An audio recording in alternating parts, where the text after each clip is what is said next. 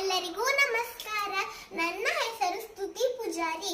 ನಾನು 3ನೇ ತರಗತಿಯಲ್ಲಿ ಓದುತ್ತಿರುವ ವಿದ್ಯಾರ್ಥಿನಿ. ನಾನು ಇಂದು ಪ್ರಾಮಾಣಿಕತೆಯೇ ಉತ್ತಮ ಗುಣ ಎಂಬ ಕಥೆಯನ್ನು ಹೇಳಲಿಚ್ಛಿಸುತ್ತೇನೆ. ಒಂದು ಊರಿನಲ್ಲಿ ಒಬ್ಬ ಹಾಲು ಮಾರುವವನು ಇದ್ದನು.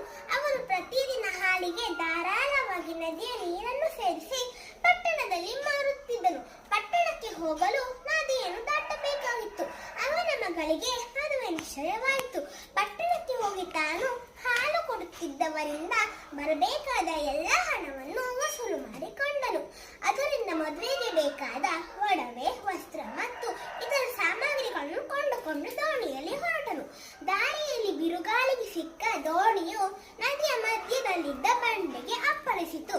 ದೋಣಿಯಲ್ಲಿದ್ದ ಸಾಮಾನುಗಳಲ್ಲಿ ಅರ್ಧ ಪಾಲು ನದಿಯ ಪಾಲಾಯಿತು. ಆಗ ಹಾಲು ಮಾರುವವನು, ಅಯ್ಯೋ, ನನ್ನ ಸರ್ವಸ್ವವೂ ಹೋಯಿತು, ನನ್ನ ಮಗಳ ಮದುವೆಯನ್ನು ಹೇಗೆ ಮಾಡಲಿ ಎಂದು ಗೋಳಾಡಿದನು. ಆಗ ನದಿಯಿಂದ ಒಂದು ಧ್ವನಿಯು, ನೀನು ನದಿಯ ನೀರನ್ನು ಬೆರೆಸಿ ಸಂಪಾದಿಸಿದ್ದು ಮಾತ್ರ ನದಿಗೆ